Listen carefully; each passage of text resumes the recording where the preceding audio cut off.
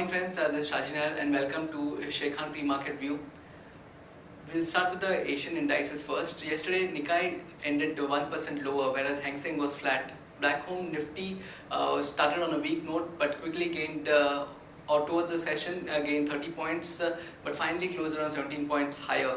There were the top gainers on the Nifty were NTPC and ACC, whereas the top losers were Aurobindo Pharma, BPCL and Idea Cellular. There were a few other stocks that were buzzing other than the Nifty stocks, and those were one was VRL Logistics. The company came out with disappointing set of numbers, and also the stock was down by about 20% on the news that the company's promoters plan to make a foray into the aviation sector. So the the market participants reacted negatively to this news. Then there was Novartis India. The stock was up 16% on the back of news of company buyback, considering a buyback on 26th of this month. The few other stocks that were in action yesterday were shares of Britannia and Jubilant Food. This was on the back of reports from Center for Science and Environment, which claimed that the breads contained cancer-causing chemicals. So these were the stocks which were buzzing yesterday, other than the Nifty top gainers and the top losers. Now the FIs yesterday, or the fund flow yesterday, was such that the FIs were net sellers to the tune of 817 crores, whereas the DIs were net buyers to the tune of 990 crores. The FIs in the future segment were, however, net buyers to the tune of 373 crores. And when yesterday Nifty ended 17 points higher, European indices were already trading in the green and very strong at that point of time. They gathered further momentum during the course of the day, and they moved up 2% higher for the DAX and the CAC, whereas FTSE ended up 1.35% higher. Dow Jones ended 1.2% higher, and today Asian indices are trading firm. Nikkei is up about 1%, whereas Hang Seng is up about 2%. So we might see a positive rub-off of the global markets on our markets as well. And also yesterday SkyMet has raised a projection or estimate of monsoon to 109% from the earlier 105%. So that's again a positive news for Indian markets, and probably the positiveness of the global markets along with the monsoon forecast should help us see a gap of opening today. SGX is trading 70 points higher, so we might have a positive start in the morning. And now over to the derivative update. Good morning friends, we'll give analysis on derivatives. Yesterday's market, where we have seen Nifty took some kind of an supported around 7,700 odd levels and showed some kind of an respite, due to which we managed to close on a positive note, on a flattish to positive note, with around 0.19% gain at 7759.30. Open interest terms, 6% was added. In the absolute terms, 13 odd lakh shares were added in open interest. Cost of carry, since we have been nearing the expiry, hence we have been seeing such a huge percentage of cost of carry, which increased from 22% to 25%, indicating majority of the build-up which was seen in yesterday's trading session was on the longer side, as Nifty is also trading at a healthy premium for anywhere around 10 to 12 odd points. Put call ratio increased by 4 basis points from 0.83 to 0.87, and volatility index was more or less same at 16.22. Options activity, we haven't seen much of the addition in the call options from 7,800 to 7,700 to 7,900. Most of the strike price have seen an unwinding in open interest, which is a positive sign.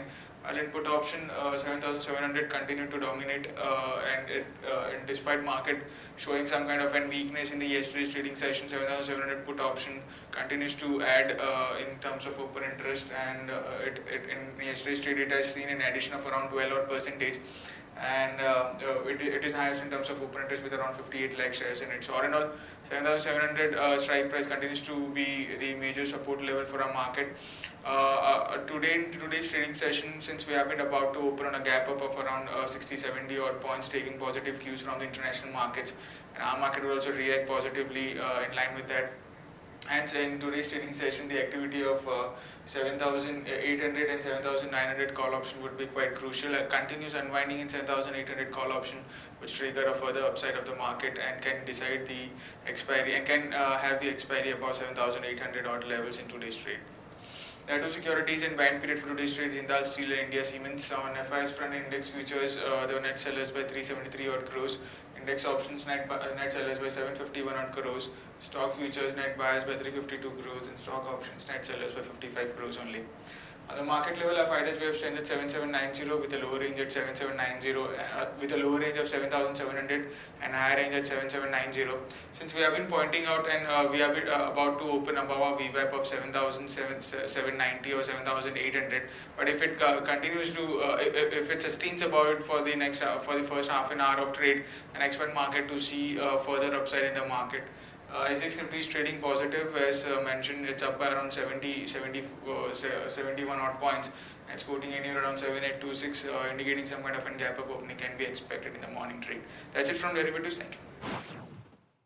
So on our trading ideas section, we have the first idea is Cipla came out with a disappointing set of numbers.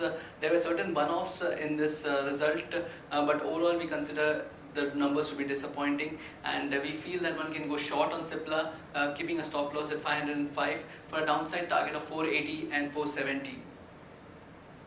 Now moving over to the news update section, Mahindra & Mahindra incorporates Tringo as wholly owned subsidiary.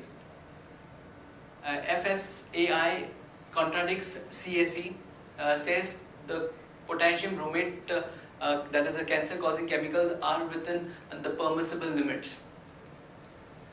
SEBI bars Ruchi Soya and sale from securities market in castor seed case.